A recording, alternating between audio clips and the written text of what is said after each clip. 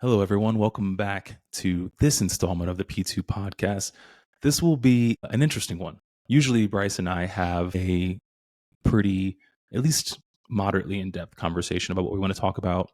And we also usually come relatively equally prepared in our own rights with our own, anecdotal experience, whether it be, actually lived experience working with our clients or things we learned in school. This is actually a topic that I asked Bryce about yesterday, just because I felt like I was misinformed or lacking information.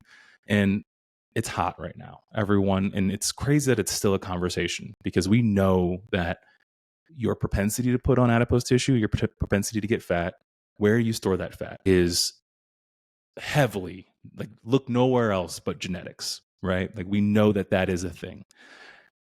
And it still gets a lot of attention. People are looking for ways to spot train, or can I get just fat in my ass? Like, how can I do this? How can I do that? Right. And so it prompted a question because I'm like, hey, does the effect of, or the downstream effect of bulking and cutting have on body composition and how an individual stores body fat? And so I posed that question to Bryce yesterday, and we started talking about a really interesting thing as it pertains to how your body uses the nutrients it is receiving and the ways you might be able to affect that moving forward. So I will pause here and allow Bryce to more eloquently and scientifically kind of broach that conversation, and then we'll, kind of go from there.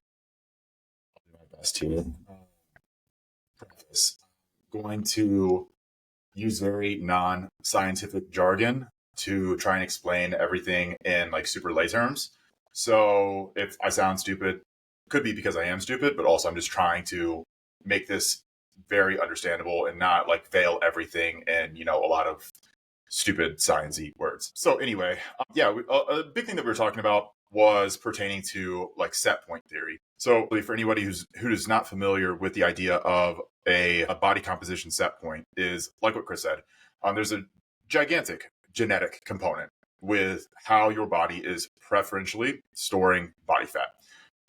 Some people will store a ton on their abdomen, and that is just natural. No matter what they do, no matter how much they exercise, no matter what they're eating, they just only gain fat on their abdomen. It's what is that, the android body type? Mm-hmm. Yeah, so there's like the apple and there's the pear. I don't remember. Anyway, yes, non-scientific episode, guys. Hope you enjoy this. But you can look at people and just see how they are storing body fat, and you're like, wow, that person is extremely bottom heavy, or wow, that person is just all gut and their legs are super skinny, their arms are super skinny. Like they might even have some muscle on them, but they're just holding fat in such a weird place. Like I wonder why that is.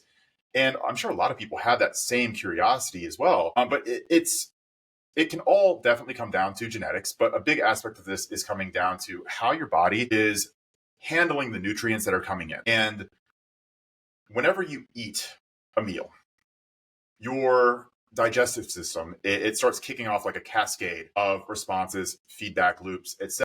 Enzymes. You're going to start creating different hormones and releasing those into your bloodstream to be able to deal with something like blood glucose. So all of that is an adaptive response to a meal that's coming in. But everybody's adaptive response is going to be slightly different. So whenever you eat a high carb meal, some people have very efficient insulin systems. They're able to clear the blood glucose and prevent it from being a very stretched out spike. So if you see something like a pixie stick, it's going to look like a very drastic spike, high peak, and it's going to come down pretty quickly, which is why if you have a very high sugar meal, you crash, right? It's because your blood glucose is going up and down very quickly. And a lot of times you have an insulin dump and then that overcorrects. So then you go hypo and you have low blood sugar and you get like really dizzy, really fatigued, etc. But there are a lot of downstream effects from how your body is handling the nutrients that are coming in. And the food choices that you make can certainly affect that. Again, if you're having a lot of sugar whenever you're eating, it's going to create a big insulin response. And if you combine that sugar, or those high carbs, with fat, then you're going to be shuttling a lot of fatty acids around with your glucose. And that tends to go into adipose tissue. So that's why, there are a lot of theories that go around that are based around the idea of optimizing your nutrition and nutrient partitioning. Wow, nutrient partitioning. That's what I was trying to get there. But a big aspect of that is going to be essentially trying to shuttle the glucose into the right places, shuttle the fat into the right places as well, and make sure that your muscles are properly recovered and properly managed whenever it comes to the nutrients that they need as well. But not everyone is going to have a very efficient system there. And if you are someone who is, again, very android in body type, then that is typically a good sign, good symptom of someone who does not handle their blood glucose and their insulin response very well. So really easy way of changing that is to go through some kind of extended diet where it is managed very well. It's not rushed. It's not extreme. And then to come out of that in a very strategic reverse. So if you go into a diet, if you lose, let's say, like 10% body fat, you go from 20 down to 10% body fat, you still might not be super muscular, but you're going to be leaner than you were. And you come out of that and you reverse, let's say you go back up to 15% body fat and you can better maintain that. Okay, well, you just decreased your set point body fat percentage by 5%. That's pretty great, right? Enough cycles of that done the right way, which that's a big caveat, enough cycles of that done the right way. And you can go from someone who is maintaining at 20% body fat, very uncomfortable and not able to eat a ton without gaining more weight, to someone who is, maintaining around 10% body fat and has a good amount of muscle mass. And the more that you start shifting these things, the more metabolically active something like muscle becomes as well. And that starts to take a more predominant role in everything that you're doing. So it is a gradual process, and it's something that can be done, but maybe one reason why I don't talk about it nearly as much as some other people might is just because it's such a long process. It's very extended, and also you have to be so on point, so diligent with everything that you're doing to be able to actually manage that. Because if you, for example, diet for a long time and then don't reverse well, then you could actually have the opposite effect, where you put on more fat quickly in the wrong places than you otherwise would have if you just never would have dieted in the first place. So there's a very, very, very tight rope, or very fine, very, narrow tightrope that you're walking here to be able to do this effectively in the right way. But yeah, it is definitely possible. It's definitely possible, but you're not ever going to get to the point where you're only adding fat to your ass or your hips. It's not selective like that, but you definitely can change the preferential storage of your body fat with enough cycles of these strategic shifts in your body fat or your body composition set point. Yeah, no, I think that it's, to your point, it's interesting, and it's something that I told you I had a brief conversation back in college about, and then just kind of carried that with me in a way of there's some truth to this conceptually, but I didn't understand the mechanisms at play. But like you said early on, when echoing what I said, because so much of it is genetic, and like you said, to even have a marginal effect on what you're genetically predispositioned to do, it takes such deliberance. Like, you have to be very, very on it. The people you're talking to are Mm-hmm. granules of percentages of the population that we work with. So to your point, yeah, it's really interesting. But how applicable is it for people who are looking to reap the benefits of something like this? Well, I think that this is where you have so many people that get disillusioned with dieting, is because they diet and then they gain all the weight back because they don't understand the correct way of reversing out of a caloric deficit, especially an extended one. I mean, granted, that's assuming that they're even dieting the right way to begin with, which is, that's probably Big assumption. not, that's not something I'm going to die on. But yeah, if you are able to diet in a healthy, quote unquote, healthy way, where you don't crush your hormones, if you don't get super low in your calories, super high in your cardio, if you're not slamming PEDs, supplements, fat burners, all this stuff, if you're able to have a relatively healthy diet phase, and then if you can carefully regain body fat as you are reversing back up to get to a maintenance level of calories, you can very easily, again, go through these cycles where you do, 12 weeks of a diet, you maintain that low level of body fat or that new set point for another 6-8 weeks, and then you slowly reverse back up and pull your calories back up to a maintenance, or whatever that maintenance level could be where you feel comfortable there. And you go through these iterations, and a couple of years in, you're going to look like a very different person, and you're going to be able to comfortably maintain a body fat percentage and a body composition that is drastically different than what you started with. But this all comes back to being able to adhere to something very, very, very strictly and for a long time, that it has demands, and it requires so much physical and mental energy from the people that are trying to do it that most people just will not be able to do it, which again is why I'm always so hesitant to even talk about stuff like this, is because I don't want to endorse something that is like a 2-year cyclical diet, essentially, right, to be able to change your body fat set point, because there's so many things that can go wrong in between that. But granted, this is something I've experienced personally. I've seen it with people where if you're on top of your shit enough, if you're dedicated enough, if this is something that like you really, really can handle. And some people just cut out for it, right? Like some people just have that mentality where it's like they don't really give a shit about food, and they don't care if they're eating 1,000 calories a day, and they can continue to like slam 3,500 calories a day if they're asked to, and they're totally cool. Like all of it is fine with them. It doesn't affect them. Those are the people that can get insane results from something like this. It's just essentially nutrition periodization. Like that's the best way of thinking about it, right? Yeah. All it is. But just like with training periodization, like there are so many ways that you can overcomplicate stuff. And if you overcomplicate it to a detrimental degree, then you can end up not only worse off, but with severe health effects because of this cyclical dieting that you did.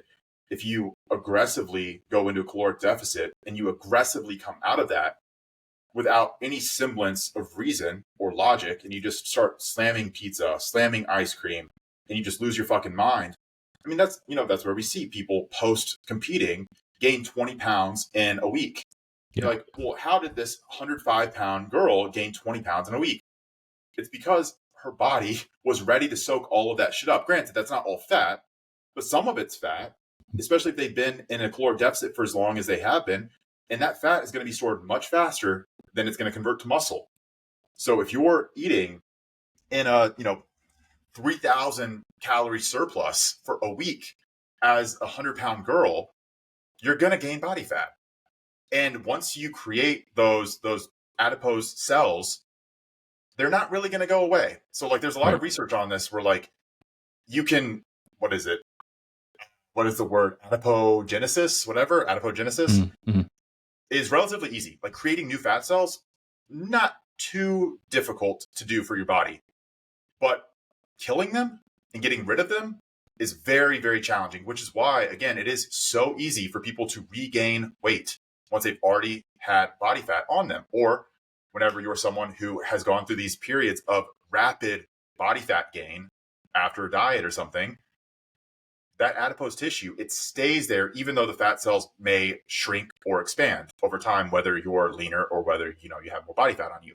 So these are all things that like you have to really take into account.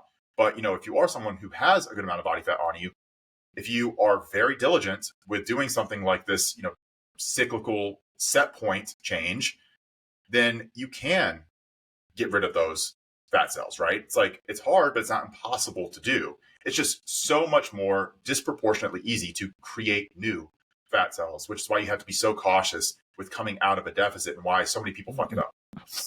Yeah, I think there's 2 points here, unrelated, but to those who are listening that made it this far in this very scientific, unscientific episode, you have to understand why reverse is important. And I think to do that, you have to understand why adipose tissue is important, like to your body, and like just evolution, how your body's evolved like thousands and thousands of years, right? You talk about being able to store energy and then going through essentially like an elongated starvation period relative to your baseline, right? That's what your body's perceiving it as. It goes back to, we talked once and there was something said to the effect of getting to a point of having lost weight and being at a healthier weight is healthy once you're there. But the act of losing weight, your body does not perceive that as healthy while it's happening. Like it doesn't want to do that. And if you do that for a long period of time, it's like, oh, you're killing us. You are starving us. We are going to die. So then when you lose your shit coming off of the stage or an extreme diet, whether you were counting points or macros, your body's like, shit, we're not dying. Let's store. We need to make sure we have this. We cannot go back to this. So store as much as we can. Only use what we need to, and don't get rid of any of it because we might be doing this again. So you fuck yourself, which is why that reverse in lay terms is so important. Like introducing nutrients slowly on a gradient over time so your body can get used to them and go, oh, like we're slowly being fed more. Great, cool. I can do a little with this, a little with that. I think another piece, unrelated, tied to the way a person can change the way they look going through this cyclical dieting, just because we talk training, might as well talk a little bit of training. What you're doing in between with your training is also very, very important in the aesthetic you're looking to achieve. The reason why I knew this was a phenomena that I wanted to ask Bryce about was, one, not only have I seen it happen in my clients, but I've personally experienced it, right? Going from playing football, having very just, hey, eat enough food for a football player, never really talking about dieting and stuff like that. And then going into bodybuilding and then watching like, oh, like I used to only look like this when I was doing this. But now all of a sudden I dieted all the way down, got super lean, and I started to put some weight back on. But I'm like, wait a second. I still have 8 abs showing and my legs are full and my shoulders are full. My chest, I don't feel emaciated. My face isn't shrunken anymore. Well, this is new. This is new for me at 205. And experiencing that is huge. And also a big part of that too is what my training was doing, right? Both before prep, into prep, coming out of prep, going back into prep, 18 months later, and doing that over and over again and training and taking advantage of what I could, when I could, with the nutrients I had with my training, optimizing that the best I could. Not only are your preferential dimensions of adipose tissue possibly being maneuvered or influenced, but also you can change what your dimensions look like, what you do with your training, right? If I'm continuing to hammer my training, well, I'm going to influence my dimensions both with my where my fat is stored and also where my muscle is now being stored because I'm building muscle in other places. So you can definitely compound on that aesthetic change, which is why you can see these girls on social media that show you pictures of themselves at like 17, 18 and they're rail thin, and you see them now and they look like like an NFL linebacker. Like they like thick thighs, thick ass, big shoulder. But it is like because they're compounding on that, the cyclical dieting, hopefully mindfully, while also continuing to train really, really hard. Well, one thing I want to add to this too is that it's often understated just how difficult it is to pull your body off of its equilibrium and off of its comfortable level and where it has found that set point, right? So this pertains to if you're super out of shape and you have no muscle, but it also pertains to those who are in very good shape and have been able to just live in that condition for a while.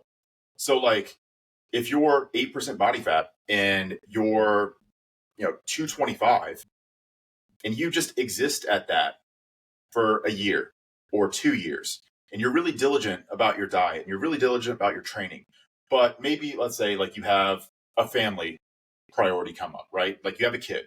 So you shift from I'm competing to I'm just trying to maintain my physique. So like I'm continuing to train 4 days a week, continue to eat enough protein, make sure that I'm not deviating too much from where I feel good and where I look good, but really no immediate goals beyond that, right? Well, the really cool thing is that whenever that person does decide to get immediate goals again after their kid is, a couple of years old, and they can shift their focus back to themselves, is they will be able to maintain that 8% body fat and 225 or whatever it is.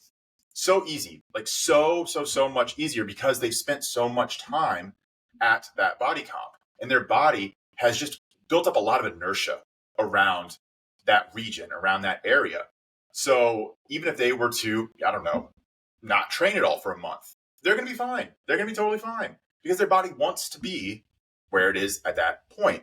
And same thing for body fat. Like, they could go out and have a weekend where they go to Vegas and just like smash nothing but pizza and alcohol. They're probably not going to put on that much body fat, if any at all, right? And that's because their body has just become conditioned to where it currently is. And it's built up a lot of infrastructure, quote unquote, around that. And a big aspect of this is obviously hormone signaling. So like, what are your sex hormones doing? What are your adrenal hormones doing?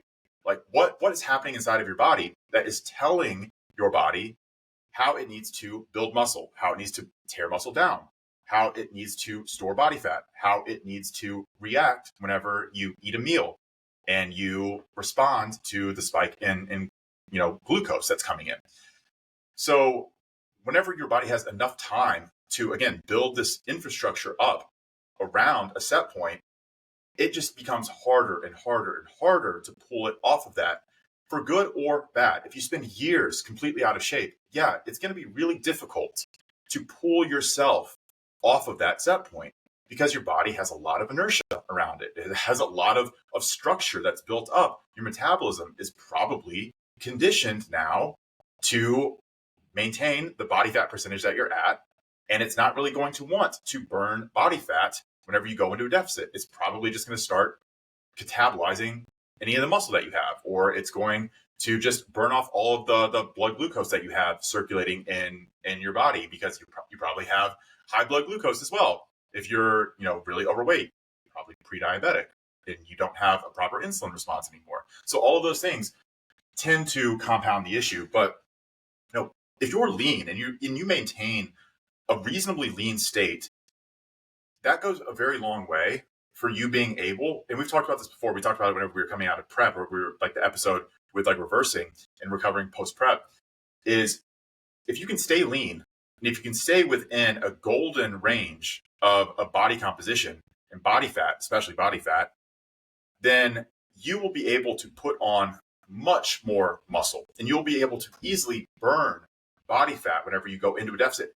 Your body is going to be very metabolically flexible. Like that's a very like trendy term for what I'm kind of referring to here, is like metabolic flexibility, right? Like how easily can your body switch back and forth between oxidizing fat, burning fat, versus burning blood glucose, versus switching to like lactate, right? Like how fast can your body do all of these things? If you switch into a deficit, how fast or how long does it take before your body realizes it's in a deficit, starts to switch all that machinery to breaking down catabolic like processes, right? Because that's what a deficit is. And then, vice versa for a surplus, you're anabolic in that state. So if you're someone who is very metabolically flexible, and if your body is sensitive to these changes in a good way, right? In a good way, then you're in a great spot. You're in a great spot, and you've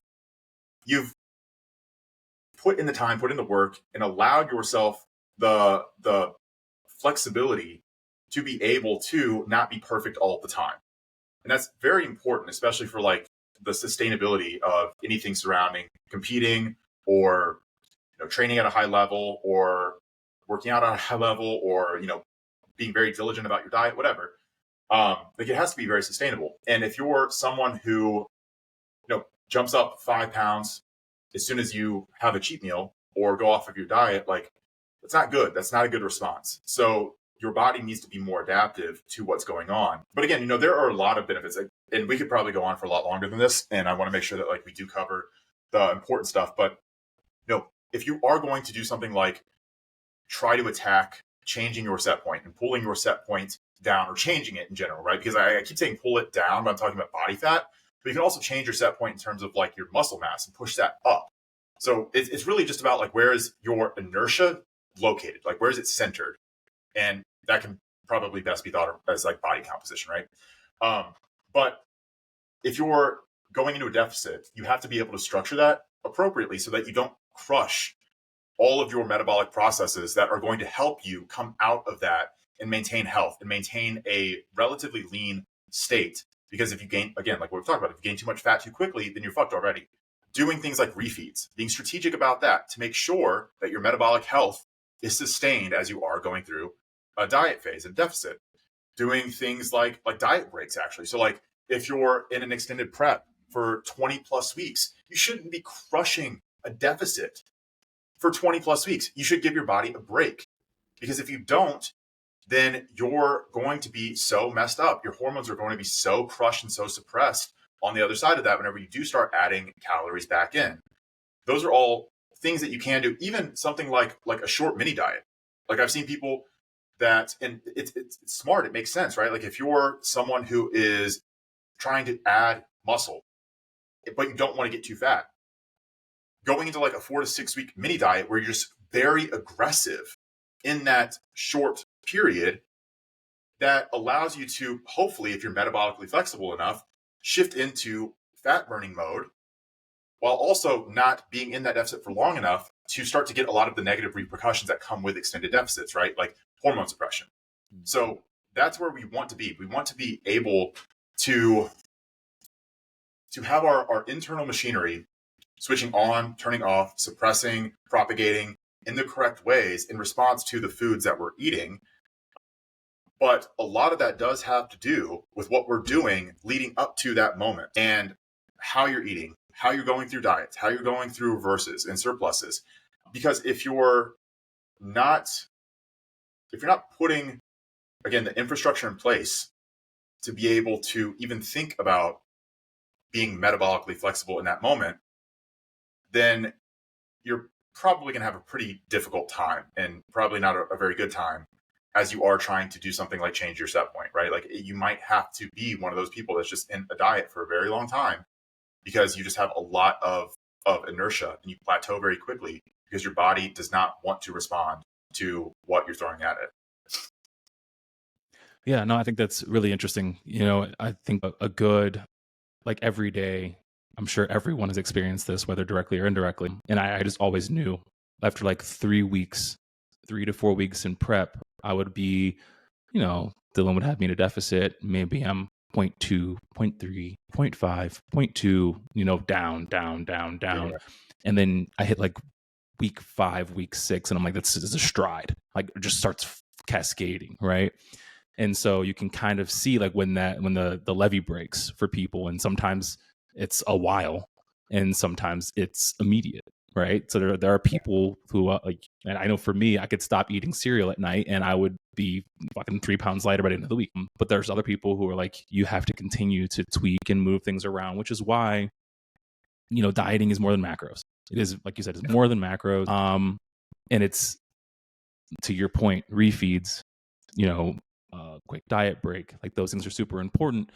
I think a cool takeaway that we could leave them with, and I know for me, like biofeedback there, like when for yourself, if you're in a little, like if you're doing a deficit, if you're in a mini diet, like depending on how long, like when do you know that you want to go ahead and end this? When do you know that maybe, what, I should give myself the weekend to take in some more carbs, maybe before I do any damage here? Is it, I know for me, very quickly, I can tell if a person is making very rapid progress. I'm mindful, making sure that they don't lose too much weight too quickly, right? And then there's also the aspect of like any sort of stalled progress. Like, okay, hold on. Like if we're stalling out, something is happening that we need to pay attention to, right? So for people who are listening, if they are trying to do something on their own, what are high level top indicators that they should be looking for when in a deficit as to, hey, pull back, refeed, diet break, etc.?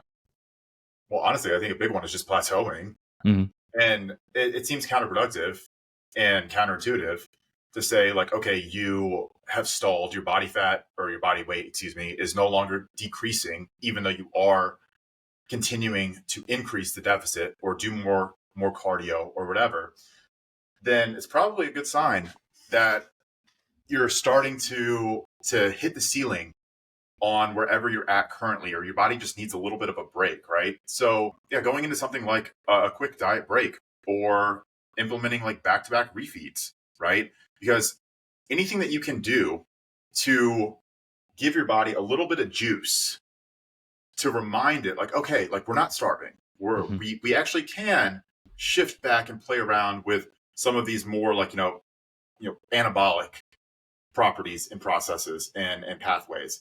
And if you're not always just hammering catabolic, breakdown, fat burning, deficit, if you do break that up a little bit, it can be as simple as like carb cycling or calorie cycling, right? So like training days, you eat a little bit more.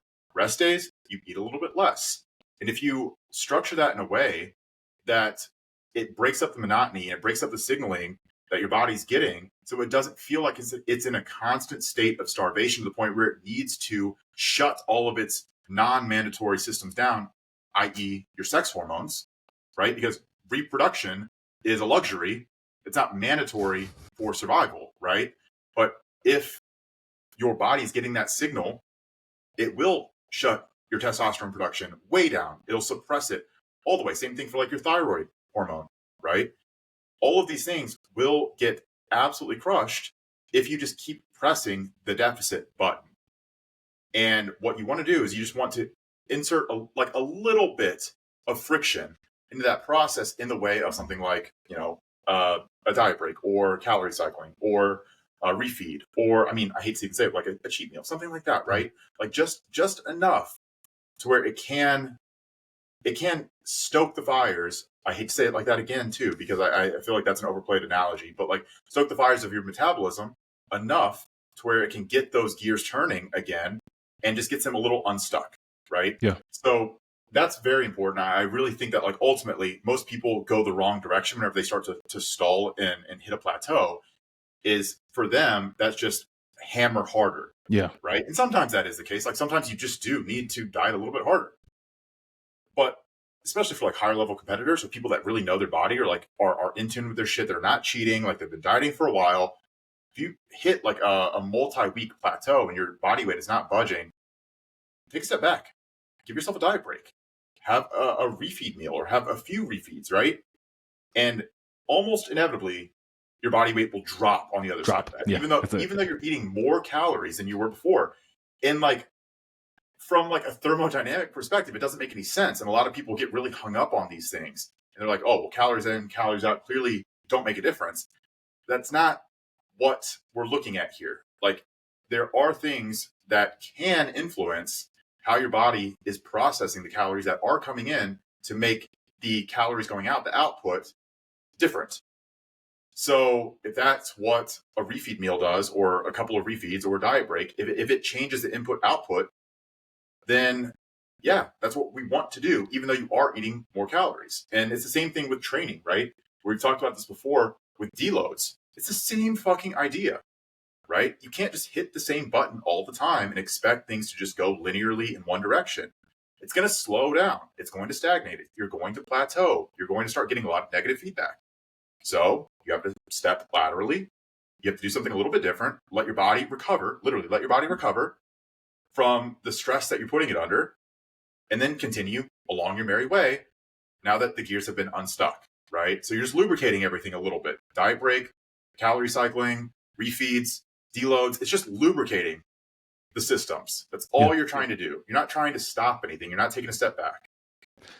So I'm not a person who knows much about anything other than I want to be consistent, and maybe I know enough to know that I'm not metabolically gifted. Where should I start? If I'm looking to become more metabolically flexible, if I'm looking to, like, that's what I probably should be, in my opinion, I guess, probably looking at before deciding to try to jump into a deficit and just start trying to change things in that capacity.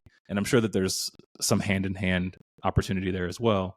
But if someone's just like, hey, like I'm listening to this because I just want to know more about how I can enact positive change in my body, being metabolically healthy is obviously huge. Where would I start if you had 3 places for me to start?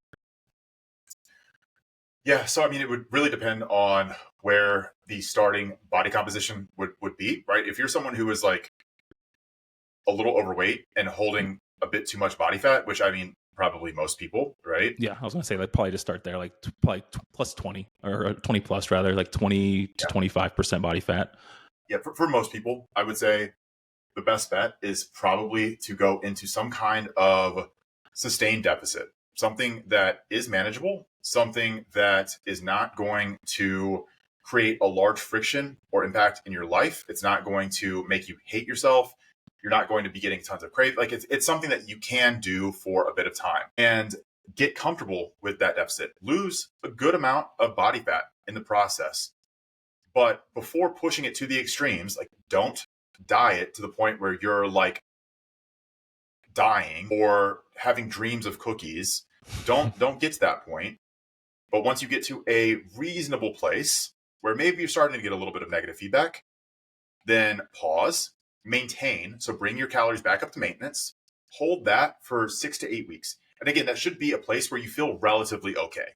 Relatively okay. I was going to say pause for a quick second there, because obviously maintenance, their new maintenance might be very different than what their old quote unquote maintenance was. Yeah. And so finding that new maintenance, how would you describe that for a person who maybe is not working with a coach? Because obviously it's abstract and we know that, but for people listening. Yeah, let's just say that someone starts at 2,500 calories and by the time they end, let's say like a 12-week deficit, they're at 1,600 calories. Let's just say that, right? Then we would want to maintain that new set point for, let's just say 6 to 8 weeks. Well, they could bring their calories up to like 1,750 to start and then see what their body's response is. Ideally, at that point, they should handle that pretty well because they should be more sensitive to changes. They should be able to partition nutrients much more efficiently than they were previously. And their body should be honestly kind of ready to shift into like growth or shift into muscle building and anabolism, right? But once you titrate those calories up, it should be a quick little bolus jump up. So let's say like 250 calories, something like that. You monitor that. So if you maintain the same body weight and you don't have a spike up, okay, cool. Like the next week, maybe add 100 calories in. See what happens there. Next week, if you are still stable, add 100 calories. Like just taper your shit up, but do your best. Just hold that body composition set point. Like that's the biggest thing.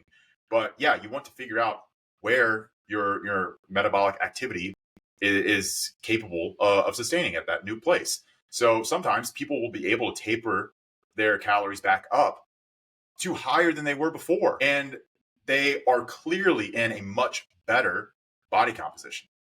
And sometimes it doesn't make sense, but no, it does, especially if you are very deliberate about how you do this. It's very strategic. Controlled on the way down, hold for a bit, controlled on the way up, and just make sure that you are paying a very close, deliberate attention to where your body is, where your body composition is. So at that point, like you should be in a much better state. You should be able to at least get a better handle on, all right, do I want to push leaner next time I do this? Do I want to, maybe make it more extended? Do I want to hold this position for a bit longer? And honestly, I am someone who, especially if you're trying to change your set point, that is your primary goal. I think deficits and surpluses, so deficits and reverses, however you want to frame that, should be like bookended by maintenance phases. So like you should maintain at the lower or the new body composition, and you should also be maintaining at the new caloric load that you taper up to. So like you should be maintaining on either end of those so that your body can get used to new body composition, but then also new metabolic load at that body composition or new caloric load at that body composition, right? So if you can do that over time, yeah, obviously, like you change a lot drastically. You can be a 105-pound bikini girl who is, 12% body fat year round and eating 600 grams of carbs. That's how that stuff is possible, because you just slowly decrease your calories, get leaner, work your way out of that, taper your calories back up while maintaining that body composition. You just do that repeatedly over a few years, and all of a sudden you're just like a machine. Like, I mean, it really is like that. Maybe I'm simplifying that by quite a bit because it's not easy for everyone, but everyone is capable of doing that, provided you don't have anything seriously metabolically wrong with you. And, some people do, but healthy people are capable of doing this shifting in set points that what we've talked about in this episode. Word. No, I was going to go to the next step there after that. Because obviously you said, yeah, you mentioned what else do you want me to go over? Well, no. So you mentioned the deficit, and I was more so saying like, hey, like for a person who is trying to become more metabolically flexible, metabolically healthy, and obviously change their body composition. I think that you covered it. I just didn't know if you had any other like takeaways. Like, hey, like watch out for. You obviously said don't fucking suffer. Like, don't drop into a deficit where like you're dreaming about cookies, which I think is huge. I think people overdo it. We see it happen over and over again. Whether it's Weight Watchers or Zumba oriented classes and whatnot, where people kick it into gear and they just go, well, I'm just going to suffer through this. And then they completely let off the gas. And that's how we see people rebound the way they do. So that's obviously a huge takeaway. But I didn't know if there were any other like nuanced things for people who do try to do this stuff on their own. Because I think that there was a consistent caveat of like, if done correctly. And obviously, I think you give a high level of if that was done correctly, how things should go. Didn't know if you had any other like tidbits of like, hey, like be on the lookout for, don't do. Yeah, no, honestly, I think that the biggest caveat is just coming down to everything that you're doing with like changing set points should be sustainable, right? Like you should stay within the bounds of sustainability, because if you start to push into extreme dieting, extreme body composition or body fat percentages, pushing yourself up quickly and gaining too much body fat or too much muscle even too fast, you start to run the risk of throwing off your equilibrium by too much and potentially setting yourself up for a rebound in a negative direction, right? And what you absolutely have to avoid if you are doing something like this is a rebound. You do not want rebounds. And that goes for even muscle. Like if you are chasing muscle mass too aggressively when coming out of a deficit, because we've talked about this, where you are more sensitive and more able to put on muscle after you have been dieting for a bit. But if you chase that too aggressively and go into too much of a surplus, then you're also going to be putting on more body fat than you would otherwise want to do. And potentially that could inhibit your goals of this set point modification over time. And it's just such a fine line to walk. And if you're very deliberate about that being your goal, then I feel like it's not that challenging, right? Because again, it doesn't require pushing to extremes like a lot of other goals do. But I almost feel like by that same very nature, because it does feel a little bit more moderate and it's so slow and stretched out, it's not nearly as sexy and exciting. And it potentially could lead to disillusionment or lead to people reaching a bit too far and flying too close to the sun and then burning up. And, if you are pushing too far with your diet, or if you are, gaining too much too fast or eating too much in those like surplus periods, then yeah, you're not going to be able to do this. Like it's just absolutely not going to happen. But for most people, again, if you are taking the long approach and if you are thinking about this in terms of just staying within reasonable bounds and doing it slowly, then I mean, it is very possible. It is very possible. But again, we're battling human nature here more than physiology. So like, I really do think that that's the limiting factor. It's like, it's not that you're physiologically incapable of doing this. It's that like psychologically there's a barrier, and that's what you have to overcome more than anything. Retweet. I think that's the actual, that's a good takeaway. That's a good place to end as well. Yeah. So for those who did make it through this episode, thank you very much.